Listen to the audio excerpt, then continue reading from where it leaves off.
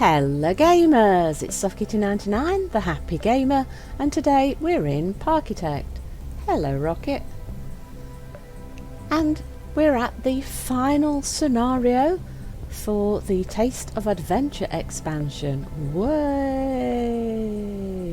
And this time we're on the moon! What a crazy place to put a theme park, eh? The moon. Humanity has colonised the moon at last, and that can mean only one thing. Time to build a theme park!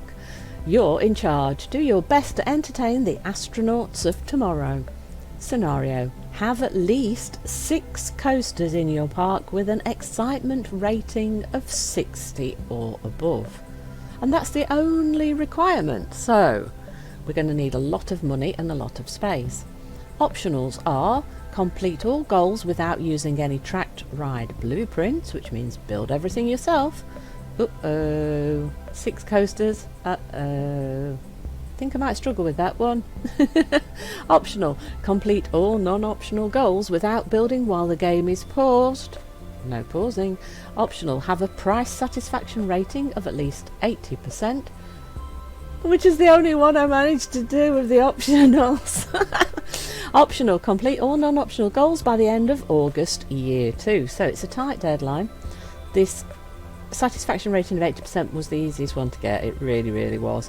And I realised 6 coasters all built by myself before year 2 isn't going to happen. So I have to be honest, I didn't even try.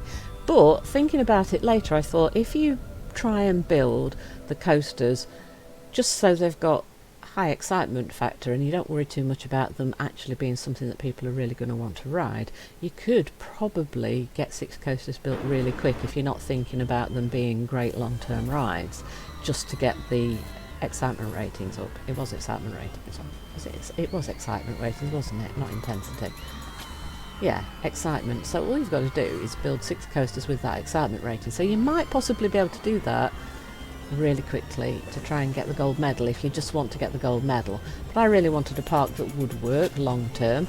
So when you start, you've got quite a small area again. And here's the way you come in. They arrive at that little building that you saw on the moon itself. So they come in on the little rocket and they come out of the building here. And look at this. Just look at this. Let me see. Oh, zoom in, Kitty, zoom in. Look, they've all got little space helmets on. But what's really funny is they're all wearing their normal day clothes. They've just got little space helmets on. They haven't got space suits, just little helmets. But I just think this is so cute, seeing them all with like fish bowls on their heads. It's just so funny. It's so cute. Who doesn't want an amusement park on the moon, let's be honest? But it's totally impractical, but it's just a great fun scenario, isn't it? So right at the entrance we've got our goods in receiving depot right here. So of course I just decided to build my food court right next to that. I tucked in a toilet and a cash machine right at the entrance. And the first thing that you come to as a ride is a simulator. So for this one, I've used the first Starfighter. I mean, you've got to, haven't you? We're on the moon. What else could you use? And I've used some of these moon decorations, like the little... I've even forgot what that is. It's like a Tesla coil. So we've used all these types of decorations everywhere. So for the main builds themselves, I've kind of used a blue theme. But for the actual decorations, I've left them in the red and white base colour that they come with, so that they stand out against the actual theme park, the builds and everything. I've used a darker blue, sort of metallic greyish blue, like deck plating for all the walkways. And I've used blue walls to build on the food court at the edge of our goods receiving depot. So we've got a toilet there, cash machine here. We've got the entrance for the staff through here. We've got our info kiosk right next to that. So that's designated by using this slightly different roofing. And we've got the little info logo right next to that, just in case they don't know. We've got a map by the front door. And then we've got our little food court just off to the side here with quite a lot of seating for people. and we've had that decorated around the sides. We've got a rocket, and we've got these spot lamps that move occasionally, and we've got the big radio antenna on top of the build, so that kind of looks like it fits in. It's been tucked away on the roof out of the way. If we drop the scenery, I'll show you the goods in depot, and I've added the staff room in the corner here, and then the staff path goes down to this lower level here to access the shops. We have fruit juices, bubble tea, which was researched later, and pizza. And then we've got balloons as our sort of souvenir thing. When we first started the scenario, we just had the fruit juices and the pizza, so we had to research for the others.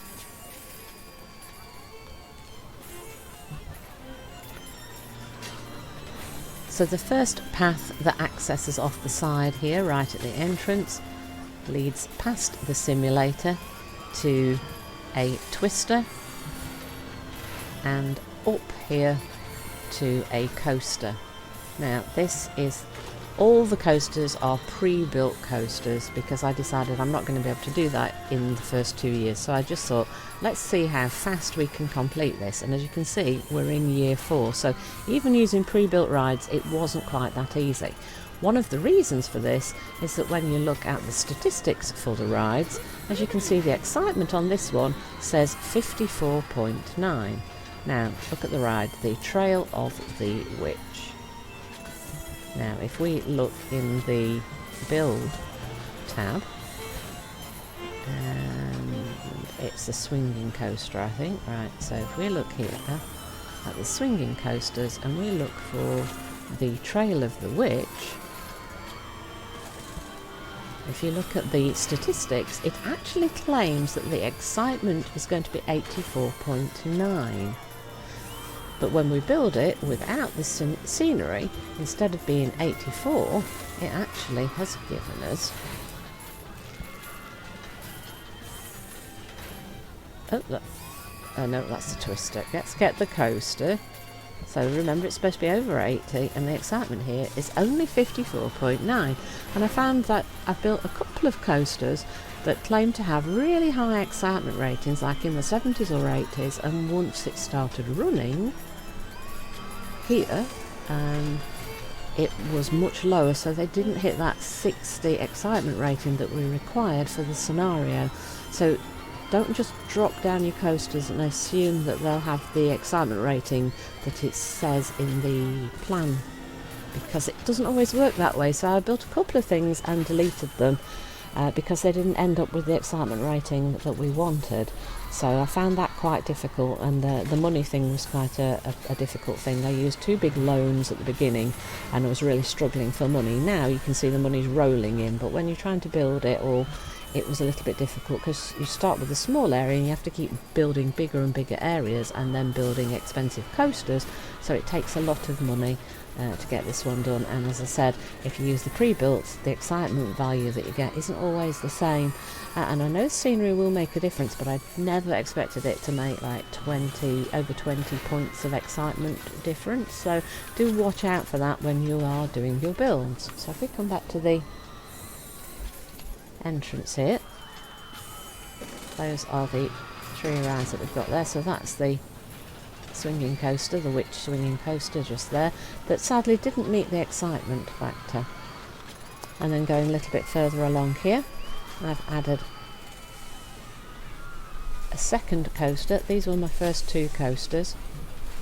And, click the people, not the coaster. This coaster is the Star Shuttle coaster, and this one has an excitement rating of 71, which is really cool.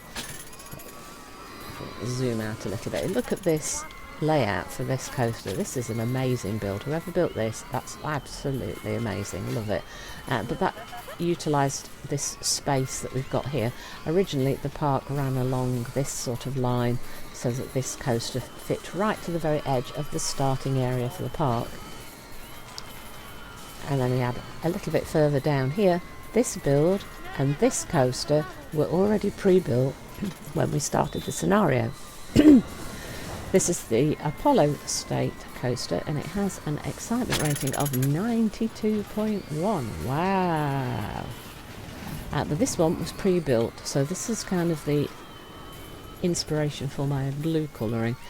So it comes out of the station and has a big loop underground, comes back around here and loops down the back end of the edge of the park. So that one you already start with. So although it says you need 6 coasters with an excitement of 60 or above, it actually starts you with 1, which means you need 5 more. But as I said, if you use some of the pre-builts, just watch that the excitement rating does hit over 60. So this one I did leave in because it fits quite nicely in the middle of all these other builds, but I did build a couple of others that I had to delete because they didn't match the 60 excitement rating, which is kind of sad. And then we've got a skyfall here to capitalise on a view out over the park, so it's kind of right in the centre of all of this busy excitement going on along here, and it's right overlooking all of these beautiful theme park pieces that we've got in the build. And of course, because we're on the moon, you can't really go along putting lots of foliage in because it just wouldn't look right, especially when they're all wearing little glass bowls on their heads. You can't put a load of trees and things out. So all we've been able to do is add some rocks and a few of these set pieces that are kind of metallic and rocketified, and Tesla coils and crates and little decorative pieces. And I did just add a couple of cars just for a fun little element, because I just thought, oh, that's just so funny, let's have a couple of cars on there. And then in between the coasters I've snuck in a orbiter and a gravitron, and then at the side here behind the Apollo that's already built, I've snuck in a wild mouse. And this is one of those little tight, compact, twisty ones. It's the rocking roller, and this one managed to just sneak over the 60 with 62.8, which was really, really happy, because I think that was the 3rd wild mouse that I built, because the other 2, although the pre-built thing said that the excitement would be a lot higher, once they started running they just couldn't hit the 60 excitement rating. So I'm really glad that this one finally managed to. And the reason I really like this one is look how tight this is as a little compact build. It's such a tight little twisty build that I really wanted to use it, and I just thought it fits in beautifully. And look, it uses these lift mechanisms. I've never actually used those in a build, and I just wanted to see them in use because I haven't used them. I just wanted to see how they worked, and I'm really looking forward to having a go at trying to build something with those. And I'm probably going to do that off camera because I don't want you laughing at my building. Now, I'm much more the decorative side of things, not the building coaster sort of person. You already all know that, but I just think that that's so fun, having the little lift in the middle of a ride. So again, this is a swinging coaster. I did try a couple of the wild mouse rides, but none of them could hit the excitement rating. So we've ended up with a couple of the spinning, swinging type of wild mouse rather than the standard wild mouse, which made me a little bit sad because I really love the wild mouse. It's one of my favourites from my childhood, so I always really want to use that in a build. So if we go through here now, past the Apollo that was built at the start of the scenario, we've now into the area where we start to expand the park. So you have to buy the land coming out in this direction. The rest of it is all on land where we expanded to. We've added a Dodgem car here, which look how popular Dodgems are. One of the most popular rides. Not one of my favourites, to be honest. I wouldn't choose to go on a Dodgems. It's not one I've always liked. But look at the queues. It really is a favourite of so many people. And then behind that I've added a 3D cinema. It just seems like a sensible place because they're all wearing the helmets. With the cinema you probably have that pressurised and you'll be able to take off the helmets, which will give them all a little bit of a break.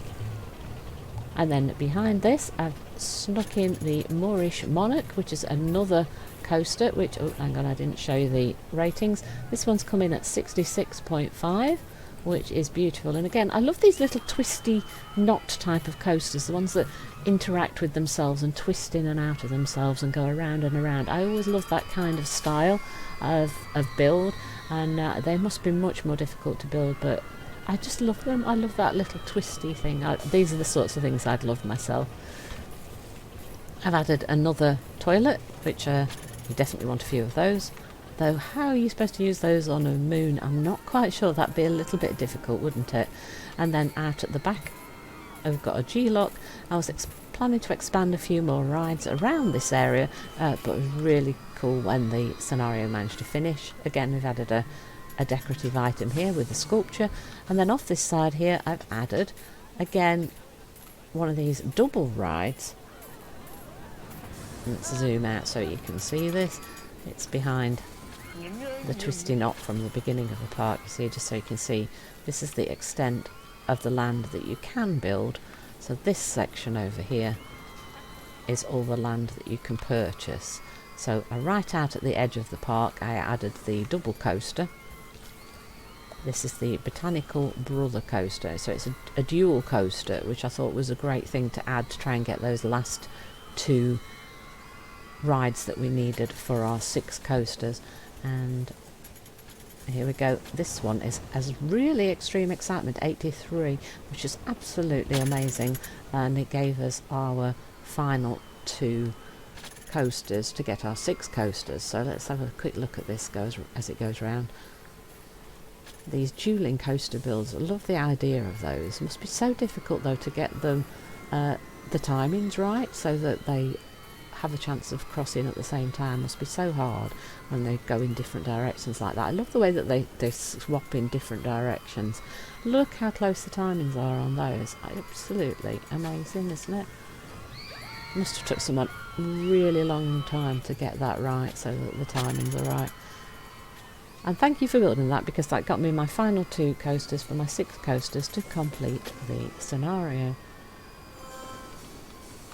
And as you can see, I was making plans to have to add extra things. I thought maybe if one of the coasters failed to get the excitement rating, we might have space to put something in here.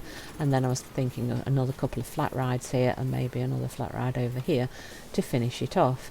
But luckily we managed to get that finished, and I'm really pleased. And I think that people are going to have a lot of fun utilising this park scenario to build their own things on, because it is completely different to everything we've got before. So like the textures and things, I just built like a little rock garden, because I thought it's the moon, you can't do anything else. So I just like built a little rock garden here. I just thought it was fun, play around with the rocks and see what you can come up with in like little rock garden ideas. So this is the park that I built for the moon scenario, which is the very final one for the Taste of Adventure expansion pack. So if you want a big test on your coaster building skills, this is one you'll probably be going for to try and get the gold medal for. I'm not going to go and try and get the gold medal for that one personally. I need a lot more practice at building my coasters, but I'm still really pleased with the way that it's turned out without being able to use foliage, because you know I absolutely adore the foliage, and keeping it kind of calm on the colours. So we've used the blues and greys, keep it all kind of neutrally metallics and blues, just to make it fit in with the moon.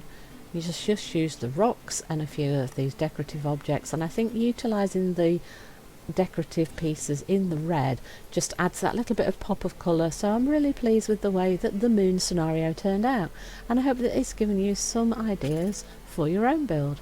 Hope you've enjoyed today's episode. Please don't forget to like, comment and subscribe, and I will see you in the next one. From Soft Kitty 99, goodbye and happy games!